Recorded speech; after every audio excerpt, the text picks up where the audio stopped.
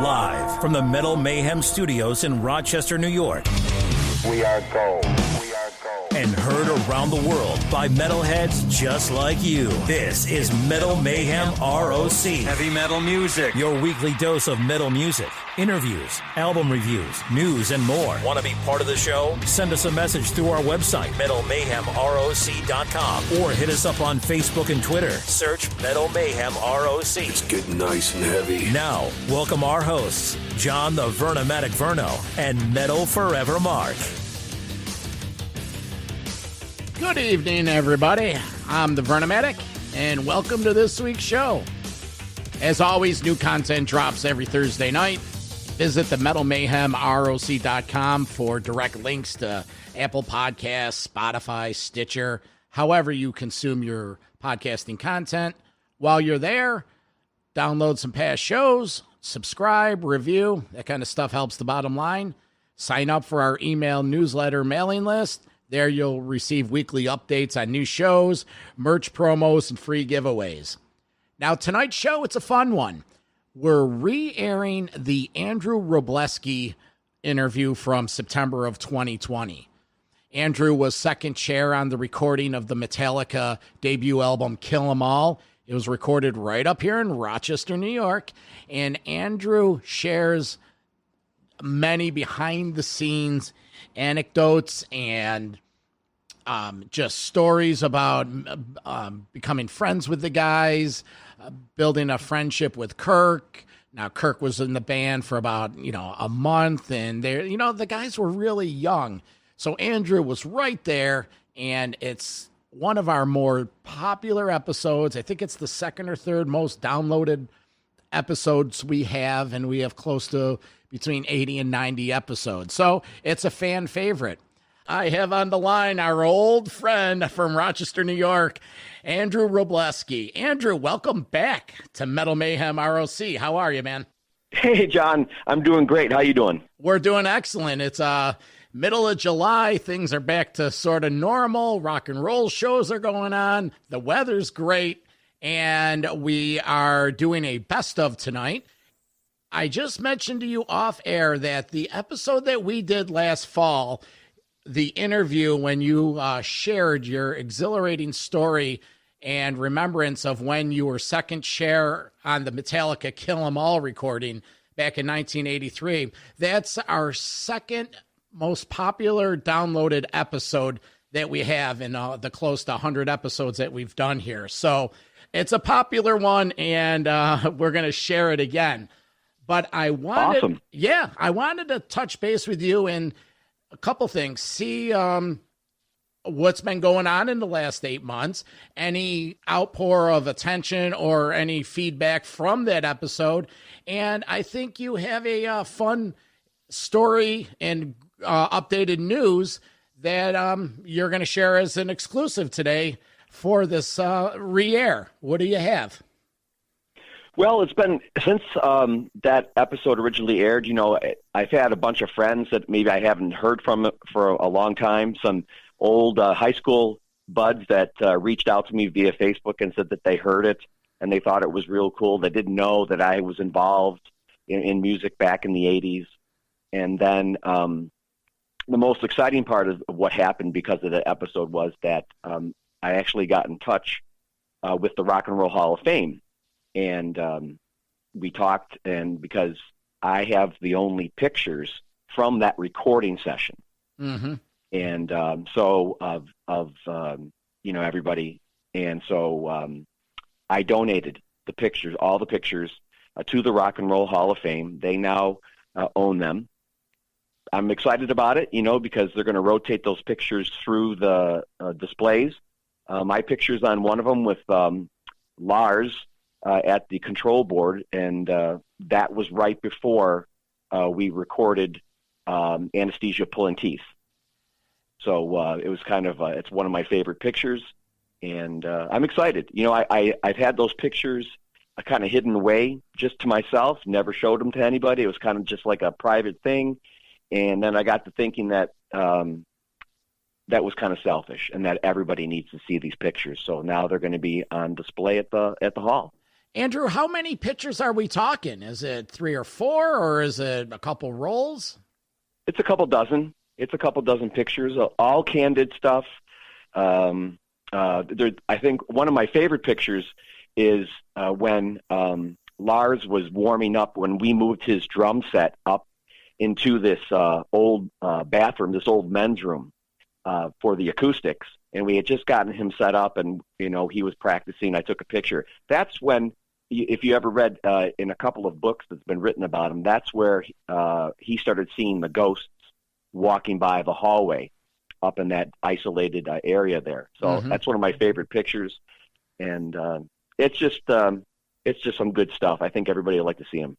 Any idea how the Hall of Fame found out that you had them? I actually think it was your podcast. I think it was your show. It started going a little viral, and that's how we got in touch with one another. And I guess it was just meant to be. So yeah, I had a chance to see a couple of these pictures, and these are great pictures, folks. Cliff Burton, many a Cliff Burton, the guys you really see. These are pictures that have never been seen. So thank you for doing your part, preserving those, and, not letting them be exposed onto, the internet. And these are really one of a kind, and they should be in the Rock and Roll Hall of Fame. Besides your opinion on the Hall of Fame, they're in a place where someone will respect it and take care of these artifacts, because they truly are one of a kind. Yeah. And I as much as when I was talking to the gentleman in charge of this whole kind of transaction and donation and stuff like that, I put in my good word. I said, metal really hasn't been fully represented by the Rock Hall of Fame, and I think it's about time we start getting some more of our famous metal people in there. He goes, point well taken. Okay, well, let's get a little more Judas Priest and Iron Maidens in there, and a little less, the Kid and Play and Crisscross. So, yeah, enough said. All right, well, again, thank you for taking care of those pictures. We'll stay in touch, but thanks for checking in today, and best of, the rest of 2021. Yeah, you too, John. I really appreciate it. And I hope to grab maybe a cold one with you soon. Okay. Take care, Andrew. You too, John. Thanks. Bye. Bye. Okay, there you have Andrew Wroblewski. Great dude. The stories are endless. So we're going to take a quick break, and when we come back, we're going to do the re-air. Thanks for listening. We really appreciate the support. Enjoy the summer, folks. It goes quick. And always remember, keep it heavy.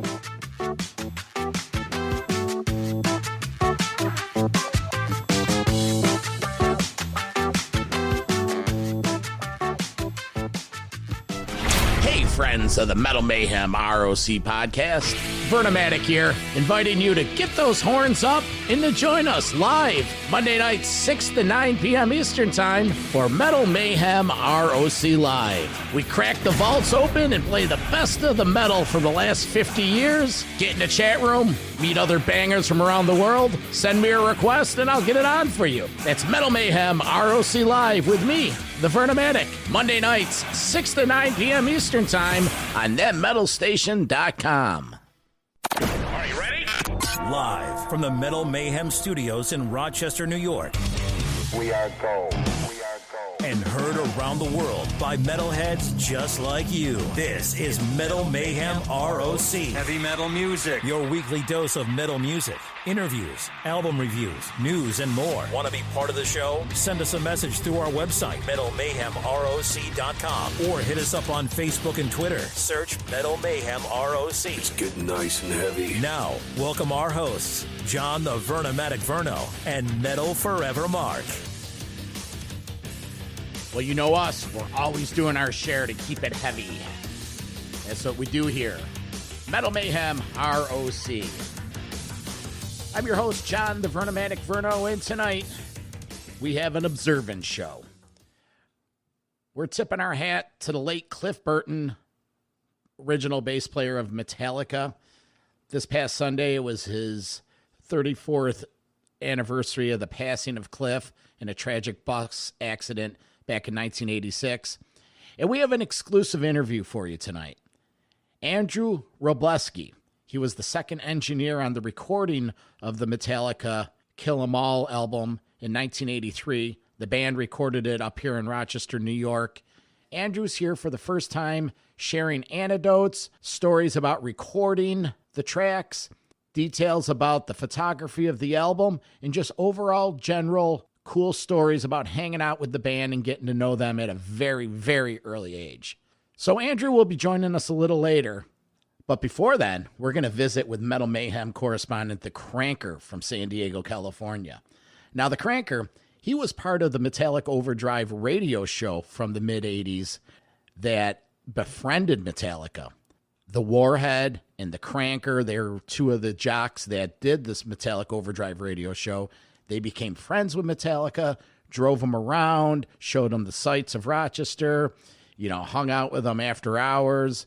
So the Cranker's going to give his insight as to his experience with the band and some follow-up as years passed. So we're tipping our hat to the late Cliff Burton. It's a treat to get to know Andrew Wroblewski, the engineer that did the album. Metal Forever Mark, my partner in Metal Crime, he's in the production studio putting together finishing touches on an exclusive interview with Sean Peck of Death Dealer. So he'll be back with us in the next couple weeks. But until then, you have tonight's show, the Cliff Burton Observance Show.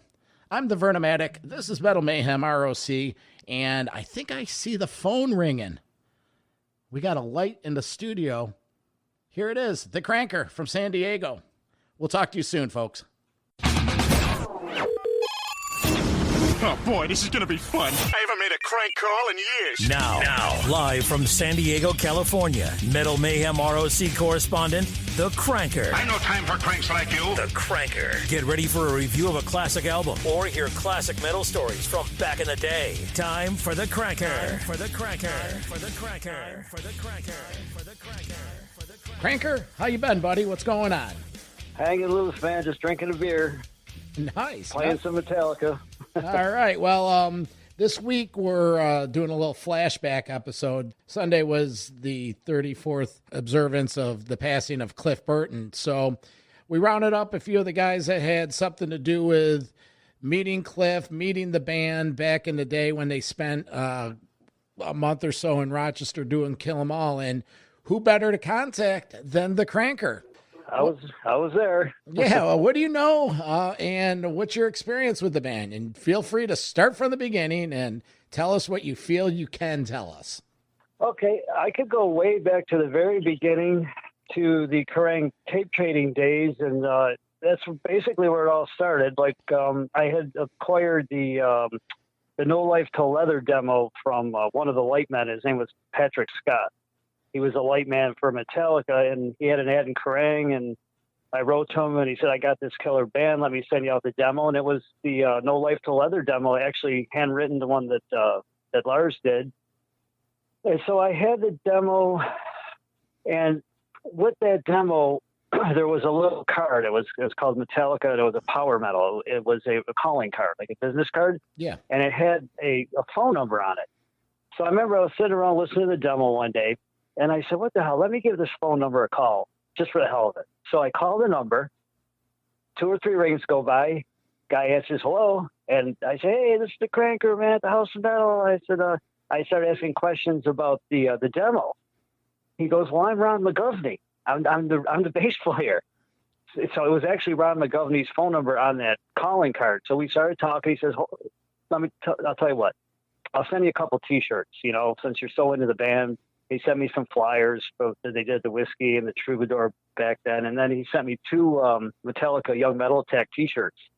It was just really cool of him to do that. That was basically the first person I ever really met Metallica was Ron McGovney over the telephone. Okay, so, and what year was this? This was 82? 1982, I got the demo. I would say probably in the fall, maybe no, I actually got it in the summertime. I actually had it in 82. And I was cranking the demo, and I was turning it on to everybody in Rochester. And they had a little underground cult following in Rochester right from the very beginning, from that No Life to Leather demo. Mm-hmm. So me and Bob were somehow we found out that they might be recording at Music America, right, Barrett Alley. Yep. So me and Bob, we go down to the studio, we knock on the door, they let us in, and we say, "Hey, is there a band here coming here called Metallica?" And they go, "Well, yeah, you guys know that group?" Me and Bob go, "Hell yeah!" We've had the demo for like almost a year now. Yeah. And he goes, "You actually know this group?" And we go, "Yeah." We were talking to Chris and then the owner of the studio. I forget his name. What was his name again? Paul Curcio. Paul. Yeah. So he said, "I'll tell you what, they're in town right now, and they're staying on Boardman Street. Right down the street." See, they said, "Why don't you guys go over there, knock on the door, introduce yourselves, and hang out, make them feel comfortable?" And we said, "Okay, sounds cool to us." So we go down there, and it was a beautiful old Victorian style home, and it had the door had a big glass window, and we looked through the window, and oh my God, it was all these Metallica road cases in there with the Metallica logo stenciled all over, and we go, "Oh my God, they're freaking here." You know what I'm saying? Yeah, yeah. Me and Bob started flipping out. So he goes, "Go ahead, knock on the door." I knock on the door. Lo and behold, who comes to answer? Cliff Burton. This big, tall guy had a joint hanging out of his mouth.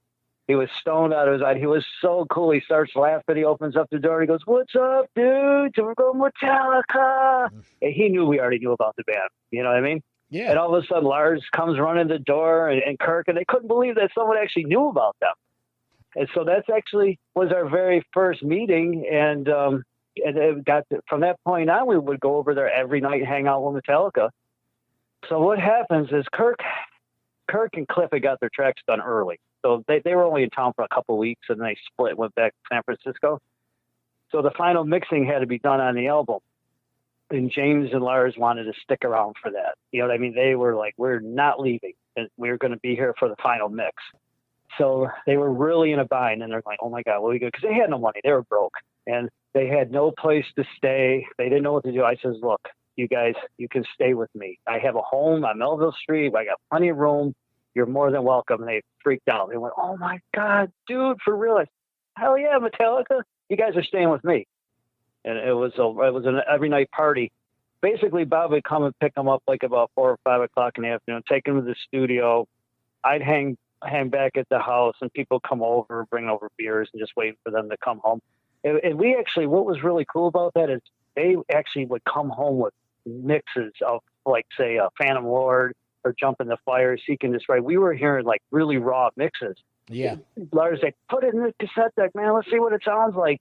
And all these people be hanging around, and here we are listening to freaking Metallica, right? Mixing right after they got out of the studio, hearing raw tapes. And I still have them all, actually. Lars let me double them all, which is pretty cool. That's cool. Cranker, tell me the story about how Lars either borrowed, with air quotes, a shirt from your wardrobe for the back picture of Kill 'Em All, or blatantly stole it. No. That's how that happened. Was they were getting ready to. I was there when I went down. They were getting ready to do a photo shoot, and Lars didn't have a shirt. And I think Bob, that was actually Bob's shirt, that striped one on Kill 'Em All. That's actually was Warhead's T-shirt. That was one shirt he used to wear around town quite a bit. He happened to have it on, and Bob just offered to him, said, "Here, just take this one." He just was in a bind and needed a shirt. Oh, Isn't that funny how that happens? Yeah. That's basically all it was. I'm telling you, these guys were working with pennies back then. You understand what I'm saying? I remember Lars used to call his father a lot, and they'd have long conversations on the phone, and he was always trying to get his dad to wire money. He'd be talking to Johnny Z on the phone. "We need money. We're broke." And they said, "Okay, we'll do what we can do." And they always, would get money, but it was just enough to live on back then. You know what I'm saying? This is all during the recording of Kill 'Em All. It was hard for them. So the band wraps up in June of '83, and they end up going on the Kill 'Em All for One tour with Raven. Couple questions. One, did you go see them at the Riverboat? And two, did you ever catch up or have any communication with the band following in the next couple years? Oh, yes, a few times. I'll tell you the story. When they actually wrapped it up at Barrett Alley Music America, me and Bob drove them to the airport in Buffalo. So we took them to the airport in my car, dropped them off, and they were flying back down to New York just to get with Johnny Z. Because the album was done. It was just a matter of another month or so, and it was going to be released. We kept in touch. Bob said one day, "Hey man, Lars called. He wants us to come down to Queens, to Jamaica, Queens, where they're practicing with Merciful Fate. Anthrax was in the same room. Black Lace. You ever heard of the band Black Lace? They were in the. I haven't. They were just another metal band from New York. They were practicing in the same. It was a huge empty warehouse. It was just where bands would practice. It was in the hood, in the middle of Jamaica, Queens, in a very, very rough neighborhood. My car almost got stolen. It was crazy. But yeah, we just went down there and hung out and got to hang out with Metallica and jammed. And I got to jam with them. And Lars and James got in a fight, like they always did. And I would have to be on the drums. And James pushed Lars, and he knocked over a cymbal, and it came flying and cut me right above my eye. It was a crazy night, man. Crazy. That was like summer of '83, maybe a month or so after they left Rochester. Yeah, it was like August. Yeah, somewhere around there. And then they came to the Riverboat. That you were you there for that gig? No, I'm okay. I'm a little younger. Oh, okay. So we hooked up with them again at the Riverboat, and I remember they came to town at the War Memorial, and me and Bob went to meet them on the tour bus, but they were really good. They were big time. You know what I'm saying? It was no more just hanging out like we were buddies. Now you're dealing with, 200 people hanging out the tour bus, and they all want to talk to James and Lars. You know what I'm saying? It was a big, totally different scene. Well, don't sell yourself short, because for that Master of Puppets show at the time, that's when I got into broadcasting. We had a chance to interview them and hang out with them that day. And during the interview, I mentioned, and they asked about Bob Thomas. Yeah. They did. And I'm sure they did. And, and Kirk especially said, that's one guy I'd really like to see. And so they did stop what they were doing and, looked up, and they did mention Bob. No disrespect to yourself, but, Oh, no, that's cool. I had hooked up with Metallica the last time, 2 times. I got a couple more stories if you want to hear them. But basically, I was in the Navy, and I got stationed in NAS Alameda, which is right there in Oakland, San Francisco, right there in the Bay. So I used to go to a lot of gigs at the Stone, see all the thrash and speed metal bands and metal bands in San Francisco, the Bay Area. So one night I went to the Stone with a real good friend of mine, Aaron. We went to see, it was Megadeth and Death Angel, and I think it was Overkill. But anyways, back in those days, all the bands supported each other, so they would all hang out. And that's when, let me see, James was there, Lars was there, and Jason Newsted was there. And that was one time when I saw them. I actually went to see SMOD and Exodus with Kirk, if you could believe that, and his girlfriend. I used to see these guys hanging around San Francisco. They all used to hang at the Omni, the Stone. They would be, just be hanging out at the Record Vault, and just kind of look up, hey, yeah, let's go see MOD, let's go see SOD. And I'm like, all right, cool. Sounds good to me. Yeah. Yeah, there was a few times. Oh, that's right. I'm sorry. At the sports arena here in San Diego in like 1993, was it? Where they filmed the video. If I forget which one it is. You know the one I'm talking about? Yeah, Live Binge and Purge. Live Binge and Purge. That's it. I was there for, I went there early because I actually lived about a mile from the sports arena at that time. So I go down there, and they were already there. I got there early, about, say, 3 o'clock in the afternoon. They were already in town. The tour buses were already in the back, and I got to hang out with James and Lars. And, we just talked about old times, and it was a pretty intense night because they were recording that night. They were doing that video. So that was about the last time that I've seen Lars or James, had a chance to talk to them. They always remember me, though. That's the craziest thing. You know what I'm saying? They just goes right back to that time, 1983, at Barrett Alley Music America, and they remember staying at the house. They always thanked me for everything I did for them. I used to feed them. I used to my grandma used to give me food to take over the house because she knew that I had some big rock band was staying at my house. You know what I mean? She was so funny. What, Grandma Ferraro sending over some gnocchis and meatballs? Yeah, grandma's there. Oh, they ate it up. Boy, they ate everything. There was nothing left behind. Trust me. They couldn't wait. I used to go to my grandma's every Thursday. They just couldn't wait for Thursday to roll around. That's so funny. Talking to you, what I remember now. Funny. Yeah. Cranker, that's awesome, man. It's just, we've been doing this little flashback the last 4 or 5 months, talking with Ron Stein about Lakeshore and yourself. We've talked a few times. And, Rochester used to be known as Soccer Town, USA. I think we should start a movement and rename it Metal Town, USA. A lot of great bands recorded at Music America. We had everybody coming up there at one point. I met T.T. Quick. I'm downtown one time on Chestnut Street, I think, waiting at the light, and there goes T.T. Quick walking across the street. You know what I'm saying? It was like crazy back then. The Rods recorded. Anthrax have been up here for some stuff.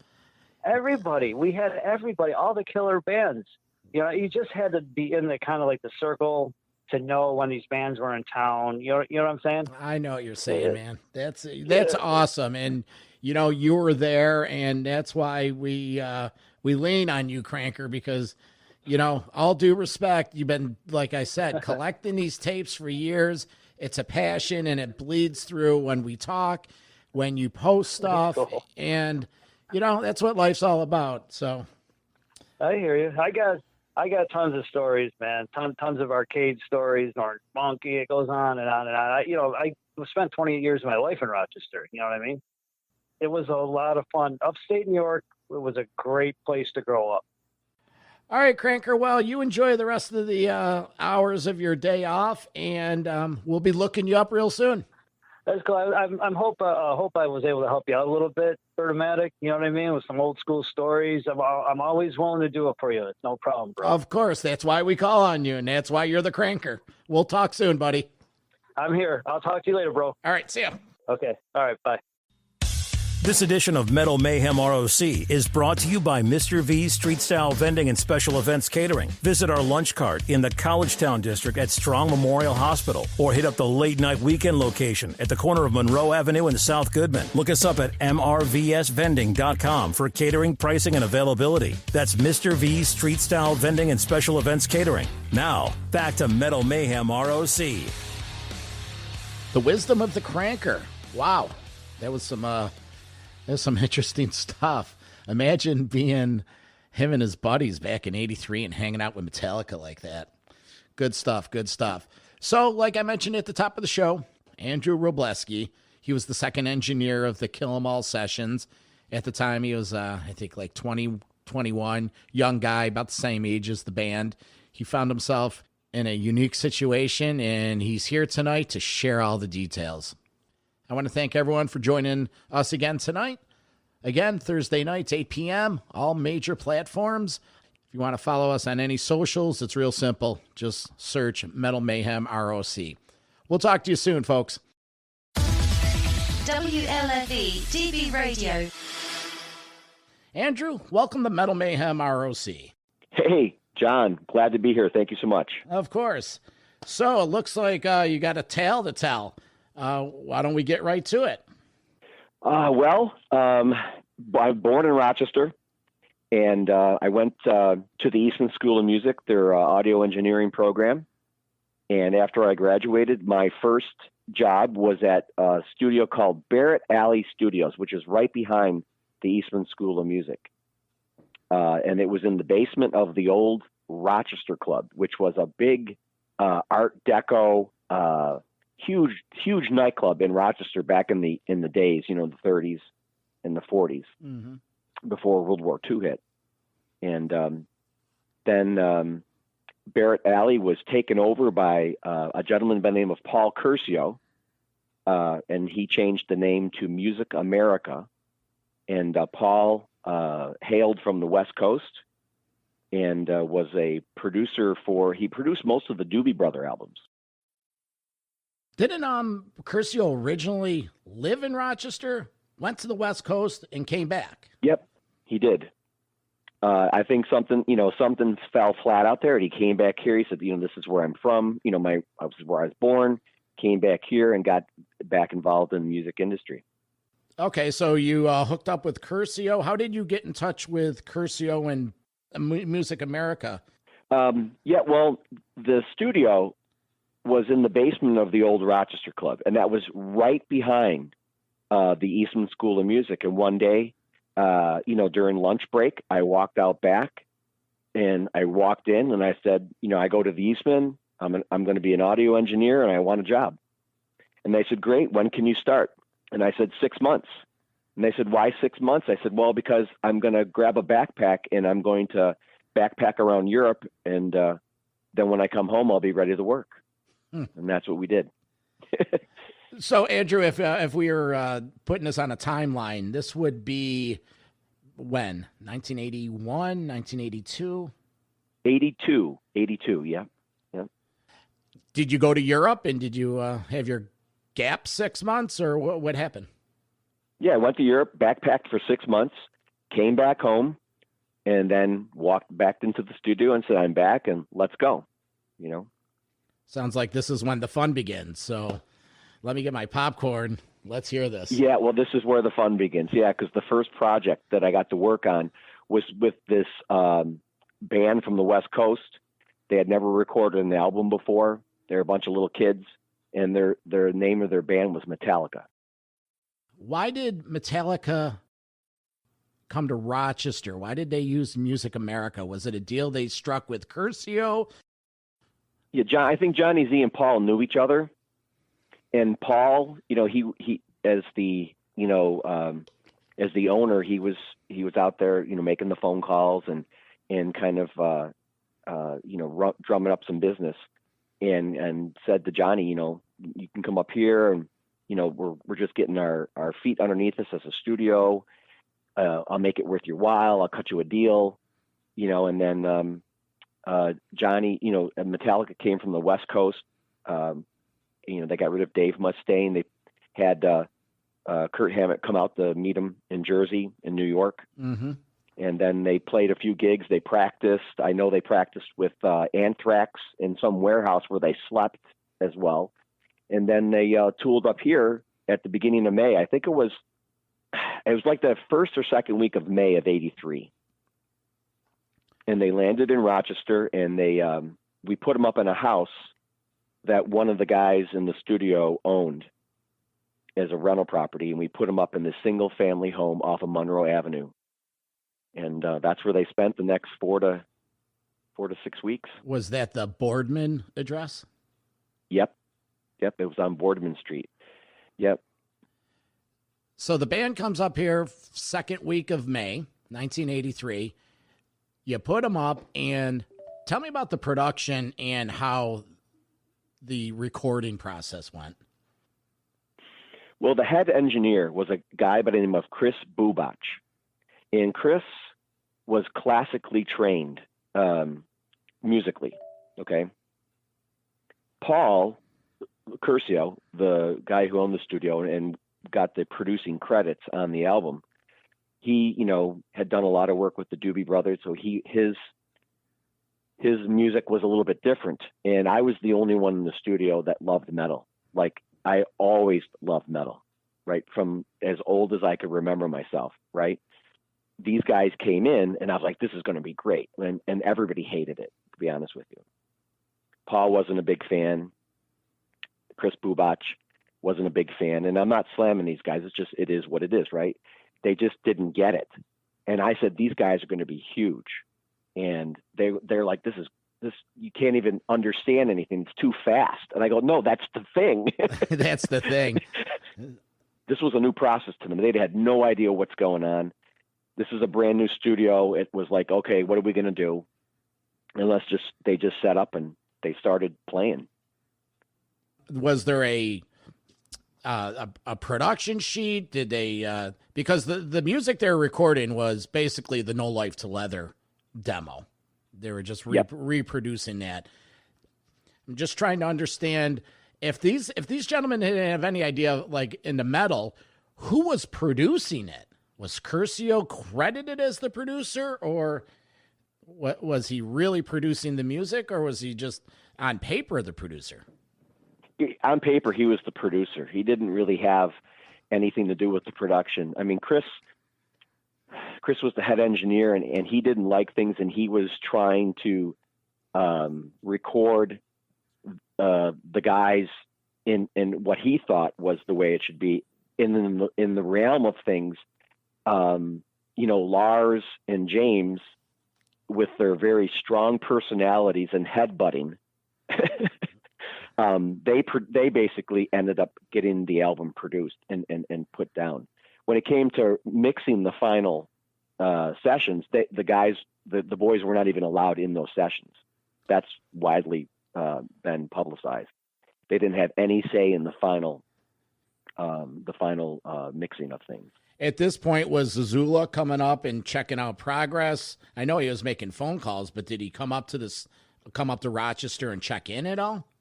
He did, and he's a fantastic guy. Johnny came up with his wife and his two little kids. They were tiny little guys, and I remember the first time they walked into the studio, here comes his family. I kid you not, okay?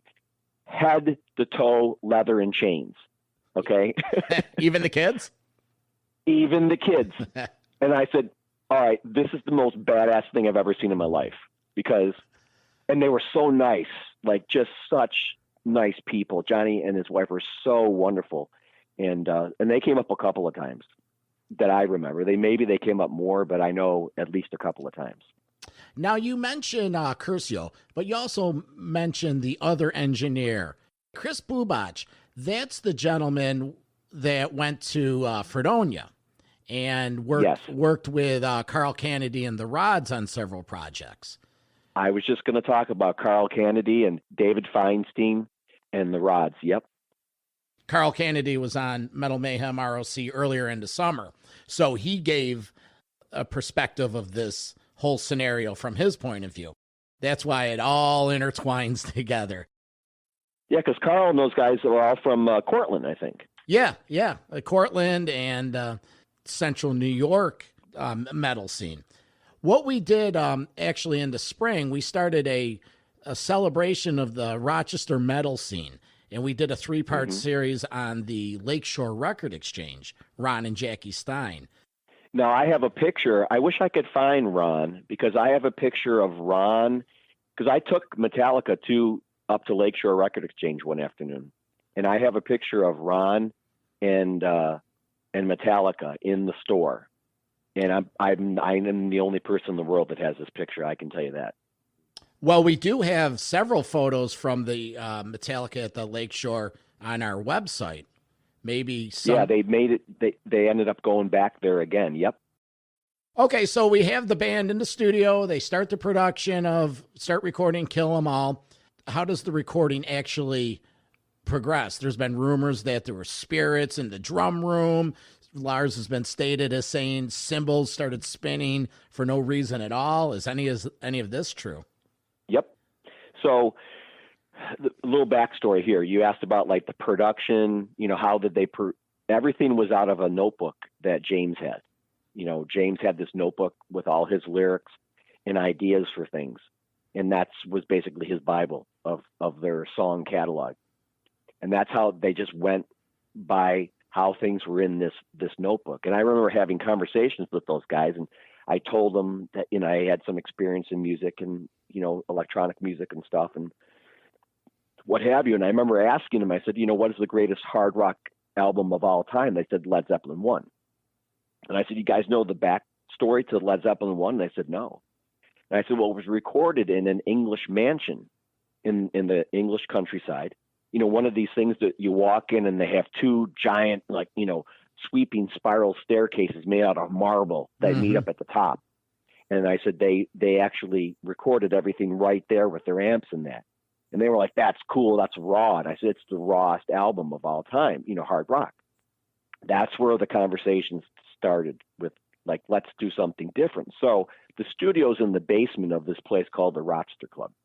On the next story up was the actual club itself. and they had the bathrooms, especially the men's room, was this absolutely gorgeous giant room, was all tile. And what we ended up doing, we ended up taking out all of the stalls in the bathroom and opened it up, and we put Lars's drum set in the men's room and ran all the mics and hundreds of feet of cable down to the studio. And what was the end game of putting it in the bathroom for acoustics? Oh, acoustics, absolutely, because Lars plays hard. He's never stopped, and the little drum corner or room that we had in the studio was not. It just didn't sound like how he played. We put his drums in this bathroom, and when he hit the snare, I mean, you heard it for a mile. And so we got him all set up in there. And I can remember setting up a lot of those mics and things, going back down into the studio, and we'd start and he'd stop, because all the guys were down in the studio and everybody had the headphones on and that, and he would stop and he goes, "Hey, what's going on up here?" And everybody's like, what? And he's like, "How come Andy," that's what they called me. Mm-hmm. He said, "How come Andy keeps walking past the door?" And they said, "He's sitting right here." And then then cymbals started spinning, and finally he said he was freaked out. And I didn't blame him. It was freaky. So then I had to go up there and sit with him because it was freaky. There was all sorts of stuff happening up there. And it's been very well documented. They call it the Haunted Mansion. It's not really a mansion, but I will tell you that if I don't really kind of sort of believe in that stuff, but it was spooky as hell. Is that where the name of the song Phantom Lord came from? I don't know. Hey, you never know, but no, it was before they came to Rochester. Yeah. So Lars is down in the bathroom, where the rest of the guys were in a traditional studio setup. Did they all three play together? Yep. All three played together. And then, when needed, obviously, we would go back and over and do things. We would put Kurt in a isolation booth, and I remember sitting in him and with him. He was practicing solos because, Johnny Z wanted Kurt to play the solos like Dave Mustaine used to play them. Mm-hmm. Okay. Well, Kurt had been taking lessons from Joe Satriani. Before he came and before he, when he was in, Exodus, right? Yeah, Exodus. And he was taking lessons from Joe Satriani. So then he comes in and he doesn't want to play Mustaine's solos. So, Johnny Z is like, well, just start it off like Mustaine started it off and then do your own thing. So I remember sitting in the guitar isolation booth with Kurt, and I have tapes of this somewhere, John. I wish I could find them. And just me and Kurt talking and Kurt working on solos for some of the songs on Kill 'Em All. Do you remember what solos or what songs? No. Who was giving them the direction? How much input did you have, seeing that you had a history of being a heavy metal fan? Did they turn to you thinking that, no disrespect to you, but you had a little more pull and you were like the metal guy? To a certain degree, yeah. I mean, Chris didn't like metal. He was in pain this entire time recording this album. And I kept saying, no, Chris, that's good. James, Chris, when they started recording stuff, Chris was suppressing James's guitar. He was like throwing it towards the back more, and James was like, I can't, no, I mean, these guys, James and Lars have egos. You know that, right? Yeah.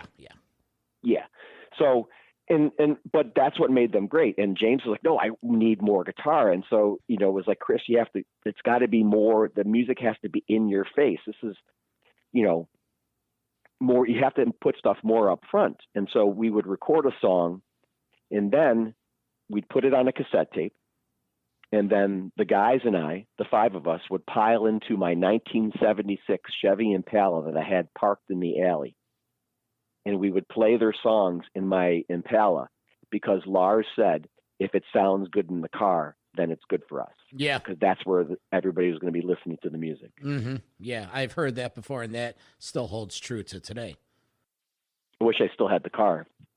Yeah. Oh, you still have the car? No, I wish I did. Oh, wish you did. It actually got totaled being parked outside the studio. Somebody slammed into it and took off, and then that was the last anybody ever saw of that car.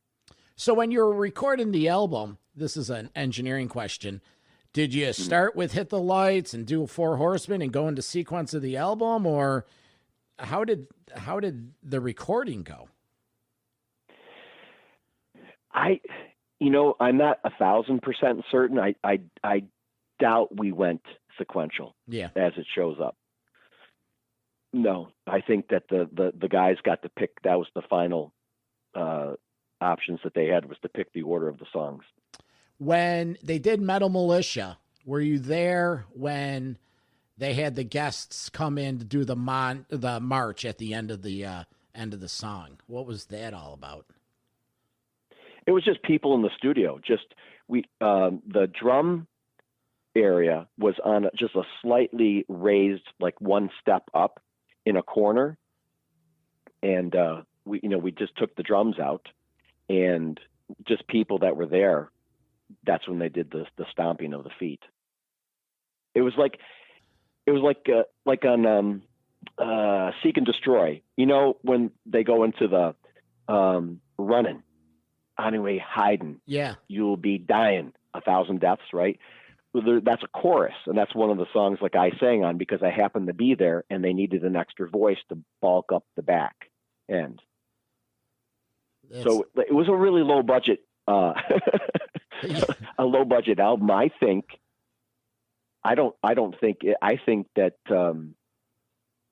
they did it for between 10 and 15 grand. I was going to say, I've read on several different occasions, 15 grand. Yeah, somewhere between 10 and 15 sounds right to me. It was very low budget. Who did the keyboard at the beginning of Phantom Lord? There was a guy that was a friend of Chris Bubach's. I can't remember the gentleman's name, but he played like piano bars around Rochester. You know the stereotypical guy that plays piano in a bar, and he has like a goblet on top of the piano for tips. Yeah. It was a guy like that. He's who did that. So, nothing more than just a little hum intro. Whose idea was to do that, to have a little intro on keyboards? Every decision when it came to the songs and stuff, it was all Metallica. It was either Lars or James. Kurt, his personality, he was a little quieter, a little bit more calmer. Cliff had a personality that could fill a room, but when it came to decisions on what to do, it was either Lars or James. Mm-hmm. Well, at that point, Kurt was in the band for, 5 weeks, 6 weeks at the most. So, he's just getting his footing. And when it came with, I've read throughout the years, I've been a fan since the beginning too, that Cliff was one of those, he didn't raise his voice much, but when he did, you listened. So possibly he picked his spots when to have input. And like you said, it's Lars and James's baby. It has always been that way. So I'm sure behind closed doors, Cliff had his input as to, what he wanted to do. And that leads me to my next question. Whose idea was it to have a bass solo on a debut album? Well, as Flea said at the Rock and Roll Hall of Fame induction ceremony, it was one of the ballsiest moves of all time, right? Mm-hmm. It was Cliff's idea, and Chris was like, he's like, no. And I remember, a couple of days before that, when Cliff was like just screwing around in the studio, and he had this great distortion, obviously, as you can hear on the bass solo. Yeah. And I thought this was a great idea. And Chris was like, this is the stupidest, effing thing of all time. And I said, no, this is going to be awesome, And so, Chris like, okay, fine. So we put Cliff into the studio by himself, and all the guys are in the the booth, right? And Chris says to me, he goes, all right, fine, you introduce it. And then that's when we opened it, and I said, bass solo, take one. And it was one take, and that was it. Now, the funny thing is that, about halfway through there, Cliff started losing, I want to word this properly because it's very important. He started not faltering, but he was losing where he was going. And so then James shoved Lars into the studio and said, start playing. And that's when the drums came in. And you can tell because Lars came in a little meek too, which is unlike Lars. This was all improv. Wow. Yep. So the Anesthesia Pulling Teeth, that was a one-take deal. That was it. Yep. Now, in the production world, you label the takes. So as it turned out, when you introed it, bass solo take one, it turned out to be the only take there was. That's it. One and only. Was that at any point considered a segue into Whiplash? Because it maybe just throughout the years, you can't listen to Whiplash without hearing, the end of Anesthesia Pulling Teeth. Yeah, that's been, people have hypothesized about that over the years too. I don't know. I mean, if anybody was immersed into the music, it was Cliff, because Kurt was learning it. James and Lars were driving it, but Cliff was inside of it. Like Cliff, he lived and breathed the music. And he's, and it's so easy. When somebody passes away and everybody's like, oh, he was a really great guy, and the guy probably wasn't. Cliff Burton was a phenomenal guy. He was so fun. Every time he saw me, he'd always go, rage on, Andy man. He always used to call me Andy man. And it was always like, rage on, Andy man. And he was a lot of fun. How much time did you have to spend with these guys outside the studio? Well, I was usually the person who would pick them up from the house on Boardman and bring them to the studio. I took them to the first time they went to Lakeshore Record Exchange. I took them there, but the best part of spending time with these guys was one time Johnny Z was in town, and it was a Wednesday night, and we kind of were wrapping up early because these guys slept in, because we would drink all night. And that's where the whole nickname Alcoholica came from, by the way. Oh, sure. Sure. And so we, Johnny's like, what's there to do? And I said, on Wednesday nights, I usually go to East Rochester because it's 25-cent beer night. Where, Peaches? And so I think it was called Miller's. It was right on Commercial Street on the main drag there. The main drag, I live in East Rochester, so the main drag of East Rochester used to go to Miller's on Wednesday night for quarter drafts. Yeah, and I forgot, it turned into another restaurant, but when you walked in, you could go up, the bar was right there, but then you could go up or you could go down. And so Johnny Z said, here's $100. He gave me $100 bill. He goes, go have some fun. We piled into my Chevy Impala, and we went to Miller's, and a few of my buddies from Penfield were there. And I gave the bartender the 100, and I said, don't stop. And we had a couple of beers. Wow, that's awesome, man. That is awesome. So here... No, you know what's awesome, John, is that I drove home, got them back home safely.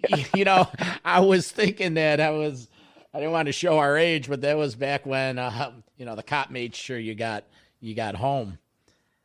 Yeah. So you spent a lot of time with the guys. They, like you said, a lot of the recording happened between 6 p.m. to midnight, or did they go even later? Well, no, they would usually sleep in late. So, I doubt there were too many times they got there before noon. So most of it happened, between noon and midnight night. It was just a couple of times when I was working. The studio atmosphere was it was kind of like a revolving door. There was people coming in and out all the time,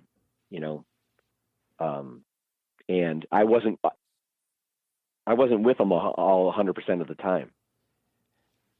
Well, part of what we're doing here is we're celebrating Cliff Burton, as 34 years ago this past weekend he passed away. Were there any other situations that you can recall with Cliff that you had some kind of kinship, a bonding? You mentioned it. He called you Andy Man. Can you share any other stories? No, not anything specific. It's been a while. Yeah. Obviously, but he was just a very, very upbeat, genuine, warming, open guy. Lars and James, James was kind of a tougher personality, and a taller, bigger guy, right? Mm-hmm. And Lars has a really decent ego, and Lars likes to get and those guys would butt heads, and Cliff would be like, all right, that's it. And he'd sometimes be more of a mediator when Kurt would just sit off to the side and just, roll his eye. But, Cliff was amazing. He just, when he walked into a room, the energy changed, and it was always positive. It was always up. It bothered me a lot, after that, when he passed away in that bus crash. It just really hit me hard. I'd say there's two deaths in music that really hit me hard, and Cliff's was one of them. The other one was when Neil Peart died, the drummer for Rush. Yeah, that's what. And, those are 2 days I cried, because they were people that I really admired, and, they were good folk. But, Cliff was a great guy. How much interaction did you have socially with Lars? We talked a few times. I played him some of the stuff that I had created in college. I went to Miami of Ohio, and I went through their electronic music program, and you and I were talking earlier about razor blade tape back in the day when we were using. And so one of the things that I played for Lars was I took some sounds of babies crying and frogs peeping in a swamp, and I cut that up and I turned it into a big bell ringing, exactly like the beginning of For Whom the Bell Tolls. And he goes, that's kind of cool. And I said, well, check this out. I said, and so I did this thing, and it sounded like helicopters coming in during the war, kind of like the beginning of One, right? Mm-hmm. And so we've had these conversations where I said, I've always thought that, songs tell a story, but that sometimes you need this other aspect with these, not sound effects. I said, because that's cheesy.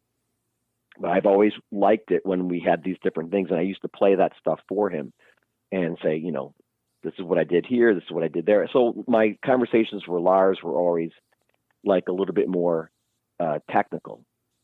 Or imagery. Cliff, imagery.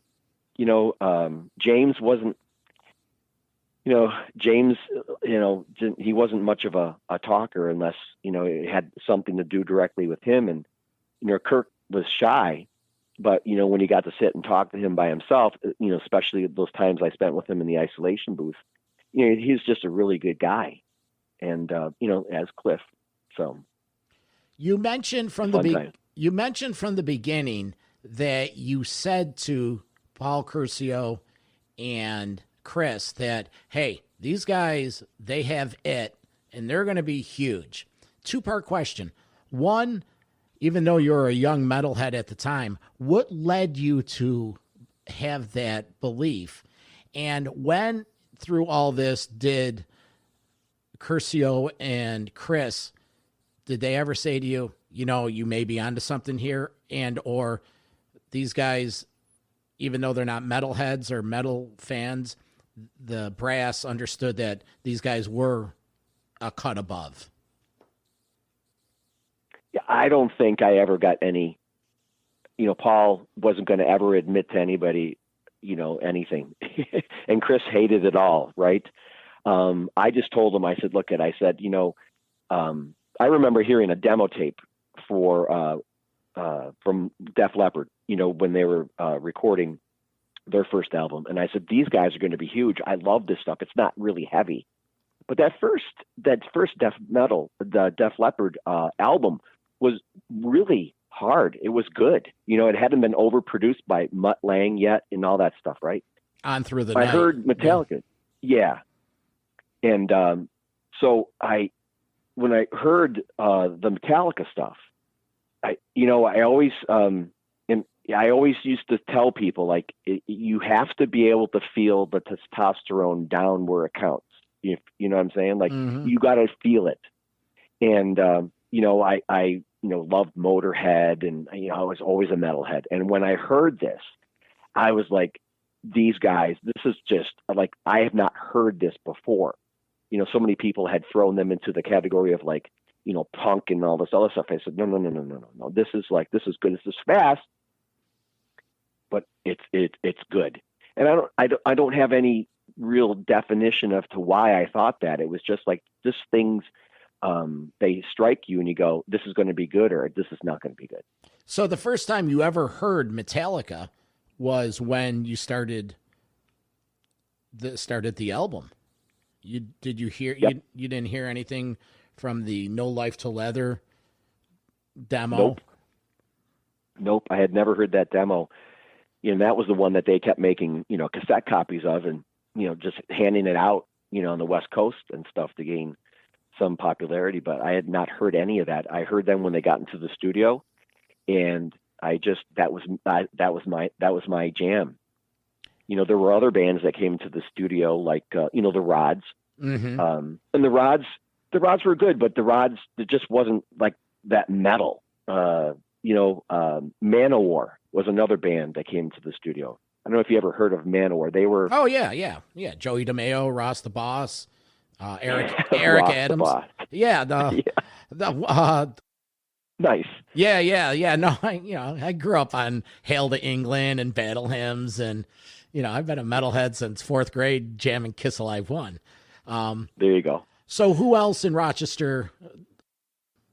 I'm curious. What other bands? I heard Anthrax made it up here for some pre-production for Spreading the Disease. They came in right after Metallica. Yep. They were with Megaforce and Johnny Z. And when Metallica left town, Anthrax came in, and I remember talking to Scott Ian and the other guys, and they did some pre-production stuff because they had been practicing down in New York, with Metallica in the warehouse prior to Metallica coming up here and recording. Well, the story behind that, I listened to the Johnny Z book, the new book that came out last year. When he brought Metallica in to the East Coast, the band stayed with him for about a week and a half, and finally they had to go. He loved the guys, but they just had to go because they drank everything, they ate everything. They're up the opposite hours that his family was, so he moved them into Anthrax's warehouse rehearsal space, and they lived there. But the thing was, Anthrax lived in New York, so they went home at night, and so you've probably heard the story too. But that's the connection they have, and they're blood brothers. It's unfortunately, it's.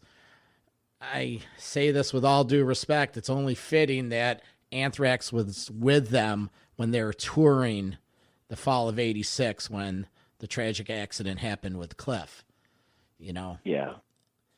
Where were you? They were friends. Yeah. Where were you when that happened? When you found out? I was at the very first house I ever owned was between Blossom and Humboldt, in the city. Mm-hmm. And I lived by myself.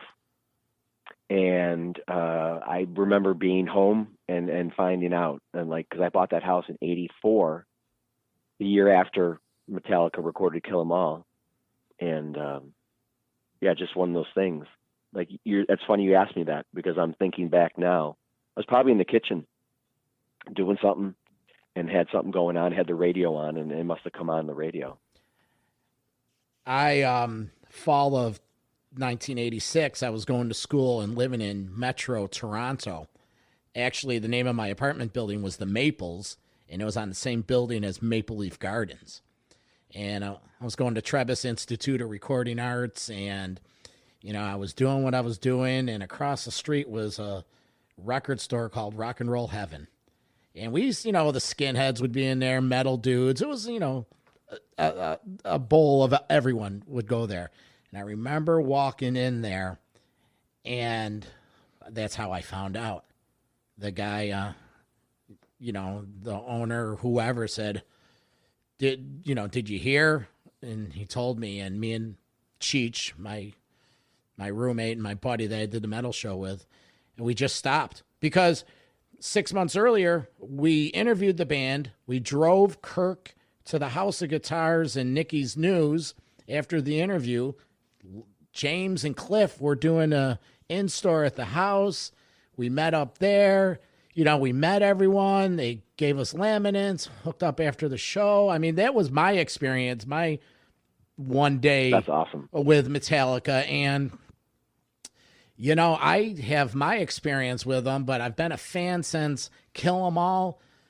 Buddy of mine, his dad had a store right near the studio when they're recording Kill 'Em All, and he met them, and, we were into metal, and we didn't know who they were. And they said, wait 6 months, and the album will be, actually, it wasn't 6 months. It was like 2-3 months later.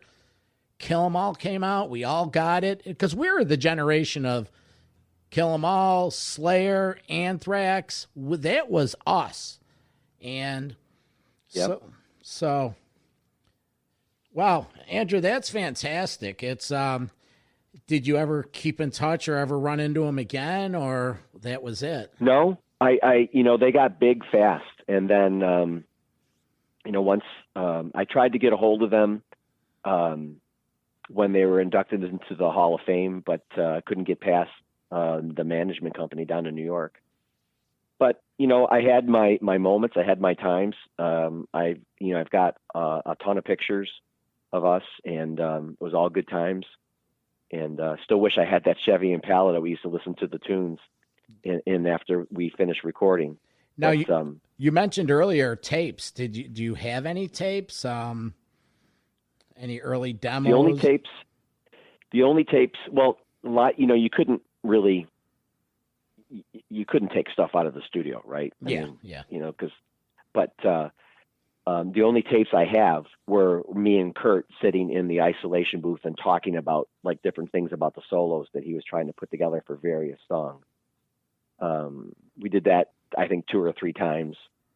Because Kurt had, it was great. Kurt shows up, and he's got this little thing called an Apple Crate amp. I'm sure you've seen them back in the day, these little crate amps. It was called the Apple Crate.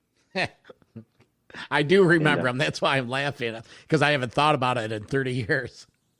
Yeah. And that's what he brought. And he just used to, sit there and just practice and practice and practice and practice and practice. And, it was funny because these guys, when they were living in the house on Boardman, they'd go out and they'd walk around and do stuff. And there was nothing to do compared to what they were doing on the West Coast in New York City, right? And I remember one time James said to me, he's like, Andy, he goes, the only kind of people that live here are ugly ones. What's up with that? And I was like, have you guys looked in the mirror? And we all laughed, Yeah. 'cause, it was just funny, but there was really nothing for them to do. And that's why the sessions lasted. So it was such a short thing. It was 17 days, start to finish. And in modern times, during that time, the interesting thing that during that time that Metallica took 17 days to record Kill 'Em All, Fleetwood Mac was spending $1 million just on the drum sounds for Tusk. And because Mick Fleetwood is a freak when it comes to details. And they spent 12 months and $1 million in the studio just on the drum sounds for the album. And Metallica was in and out in 17 days. And then it was June, July. It was 90 days later. The album had been pressed and was released and out for the public to enjoy. It was a very, very fast thing. But that worked. They had to concentrate when they came to Rochester. They played every day. They took a day off, I think, once. But it was every afternoon and night to get it done. Did you go to the Riverboat show when they came in August with Raven? No. Nope. Why not?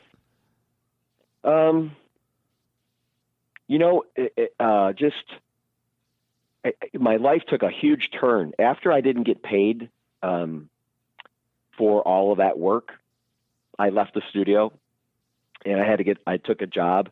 And I started making money, and I started buying and rehabbing real estate. And then I met my wife, and life just took a crazy turn. And I never really picked up anything in the audio engineering field again because, one, I think that I'd probably be dead if I had stayed in the industry with more of an addictive personality that I have, to be blunt and honest. Mm-hmm.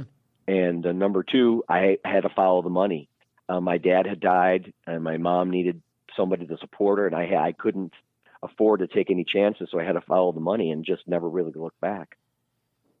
Did you sour any bit on Metallica because you didn't get paid? No. Nope. Not at all. I mean, everybody goes, "Oh my God, you never got credit for the intro on Anesthesia Pulling Teeth. You never got any album credits for the chorus and Seek and Destroy." And I'm like, first of all, I'm not that guy. I don't need that. I've never John, this is the first time I ever talked about this stuff with anybody publicly, because I lived that experience. I had those experiences with those guys that I shared with you, and that's worth everything. Nobody can ever take that away from me. I agree. That's exactly what I was thinking when I asked the question. Yeah, sure, you could have gotten paid, but that would have been nice. But if you didn't have, there's one person on this earth that could say, that's me, that says bass solo take one. Andrew, this gives me a chance. I'm going to invite you to do a segment we call on Metal Mayhem ROC, Mount Rushmore of Metal. Many have tried, most have failed, only a few survived. This is the Mount Rushmore of Metal. This is a little segment we have fun with where we ask our guests, give us their top four. If you can you give us your top four Metallica moments that you had while you were engineering the 1983 Kill 'Em All debut album? Number one, doing the intro to Anesthesia Pulling Teeth. Number two, sitting with Lars with his drums in the bathroom of the second story of the Rochester Club because it was haunted. Number three, sitting in the guitar isolation booth with Kurt Hammett and talking out different guitar solos for some songs on Kill 'Em All. And number four, taking him to East Rochester on a Wednesday night for 25-cent beers. That's just fantastic, dude. That's excellent. It compensates the fact that you didn't get paid for it, but you got yourself a lifetime of stories and experience. Now you're sharing some other stories while you're at the Rochester Plaza. Who else did you meet there? Any other rock and roll confessions? Any cool? I think that's just amazing. Geddy Lee invited you in. What era was that of Geddy? Of Rush? What was that, like Presto, that era? Yeah, yep. It was in that, it was 80, let me think here. It had to be 84. So yeah. I had a really good conversation with a gentleman by the name of Mike Cotton. Mike Cotton played keyboards for the Tubes. You remember the Tubes, right? Oh yeah, the Yeah, I remember the MTV White Punks video. on Dope. Yep. I remember the tubes where they're breaking the TV in the video. Yep.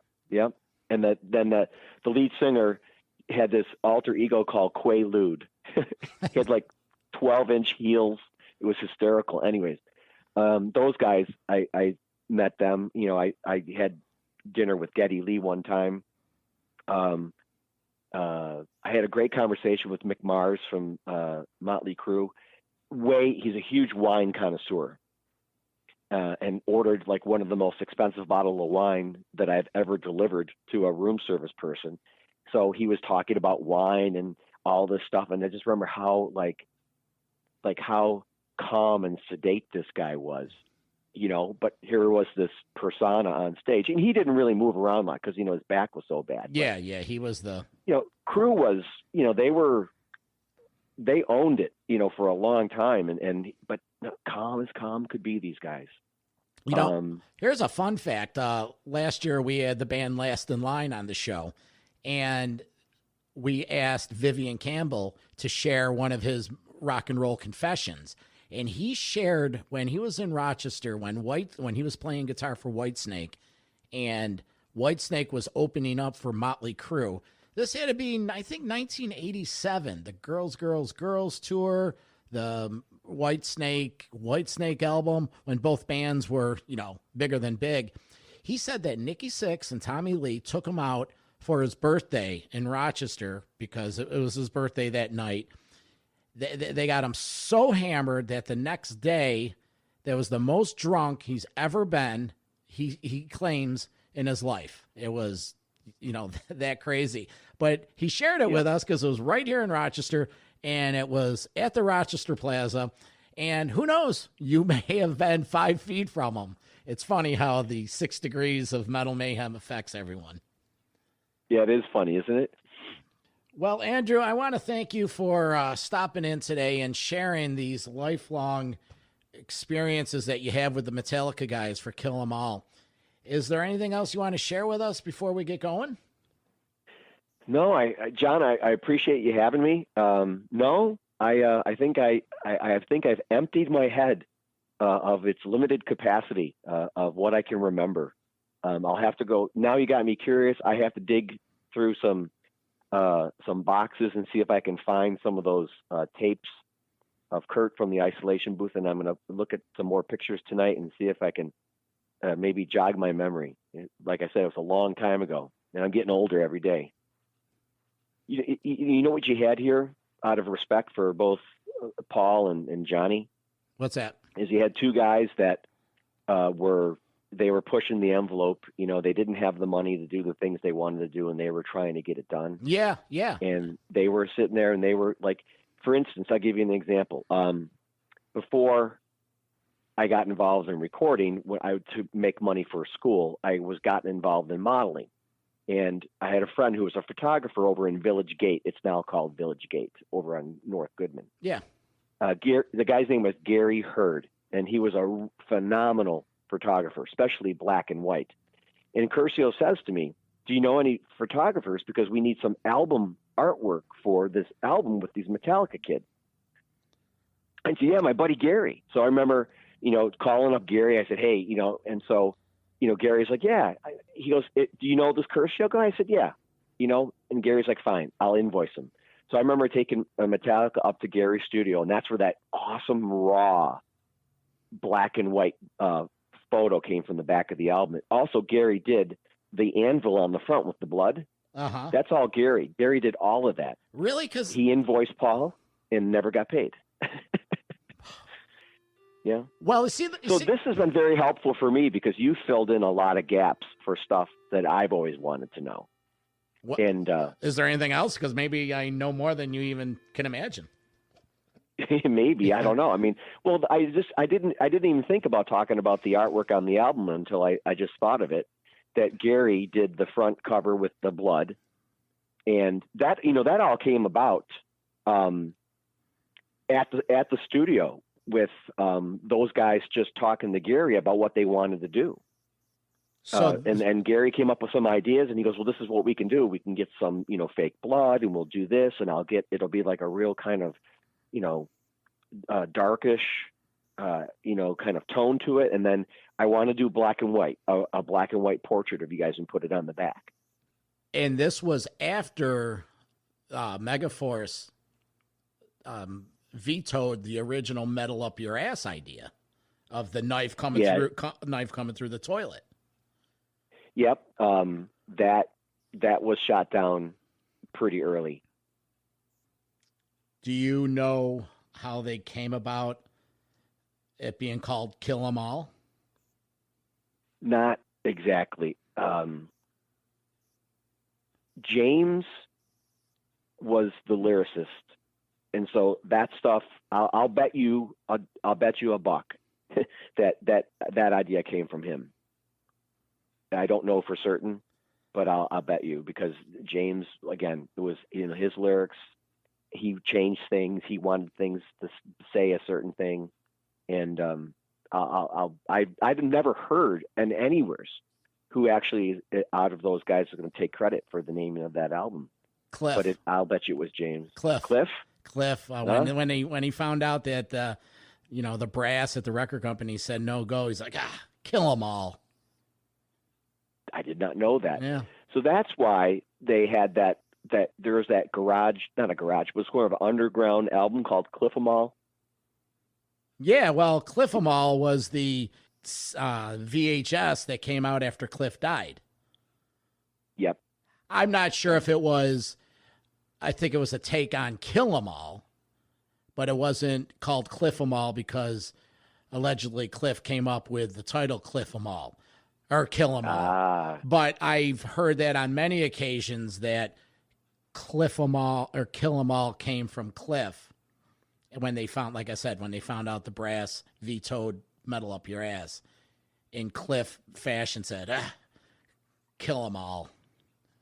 And Lars, or who the powers that be, and it just came about. So, so here's another little angle that the little metal town that could. Rochester used to be called Soccer Town, USA, but we're up here at Metal Mayhem ROC, we're starting a movement to rename it Metal Town, USA, because I think so. There's so much history here. Here's a side note, not to interrupt you, but in 1979, Van Halen came on their Van Halen 2 tour, and they shot 3 live videos that are on YouTube for Dance the Night Away, and 2 other tracks from Van Halen 2. And it's right here in Rochester. And if you go on YouTube and search it, the video starts where the band pulls up to the back of the War Memorial. They get out of the limo. All 4 guys walk in. They're backstage in the little green room. They're cracking beers, and then they go on stage. And they were shot right here. Bands have Judas Priest as recently as I think it was 2012 or 2013 was here for a week rehearsing before the start of their tour. It's just there's just the connection. It's the town, and we're really proud of what's been going on, and it's great. And it's it's people like you that have at the right place at the right time. But you took Andrew, you took advantage of the situation. You had an opportunity. And you wanted to get into engineering. You walked in there and you made it happen. Some call it lucky because it was Metallica, but hey, the good ones, sometimes luck is all you need. Yeah, the old saying, the harder you work, the luckier you get. And I had never had anything handed to me in my life. I my parents didn't have any money. Anything I ever wanted, I had to go out there and get it. And I carry that on throughout my life. And, in retrospect, I guess I'm glad I had it hard early on because, it teaches you the fight for stuff. So. And are you still up to date on metal? You get into some new stuff, or are you just like what you like and you're just enjoying your 50s? I'm enjoying my 50s for a couple more months, John.